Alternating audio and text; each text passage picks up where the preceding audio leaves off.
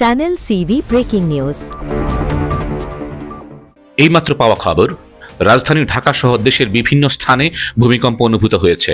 আজ রবিবার বিকেল আনুমানিক 5:15 দিকে এই ভূকম্পন অনুভূত হয়। বেশ কয়েক সেকেন্ড স্থায়ী এই কম্পনে আতঙ্ক ছড়িয়ে পড়ে সাধারণ মানুষের মধ্যে। বাংলাদেশ আবহাওয়া অধিদপ্তর জানিয়েছে, এই ভূমিকম্পের উৎপত্তিস্থল ছিল ভারতের আসাম রাজ্যে। ঢাকা থেকে এর দূরত্ব প্রায় 380 মিটার উত্তর পূর্বে। এ বিষয়ে ভূমিকম্প বিশেষজ্ঞ এবং ঢাকা বিশ্ববিদ্যালয়ের অধ্যাপক ডক্টর হুমায়ুন আখতার দেশের শীর্ষস্থানীয় গণমাধ্যম প্রথম আলোকে জানিয়েছে যে, উৎপত্তিস্থলে ভূমিকম্পটির মাত্রা ছিল রিখটার স্কেলে 5.6। তিনি জানান, ভূমিকম্পটির কেন্দ্র ছিল আসামের রাজধানী গুয়াহাটি এবং আসাম উপত্যকা ও হিমালয়ের মধ্যবর্তী একটি অঞ্চলে।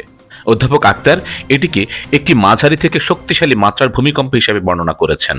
রাজধানী ঢাকার বিভিন্ন এলাকা থেকে আমাদের দর্শকরা জানিয়েছেন, বহুতল ভবনগুলোতে কম্পন তুলনামূলকভাবে বেশি অনুভূত হয়েছে।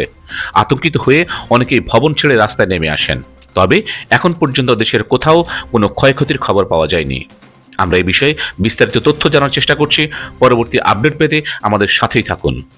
ধন্যবাদ সবাইকে। Subscribe now for daily news and updates.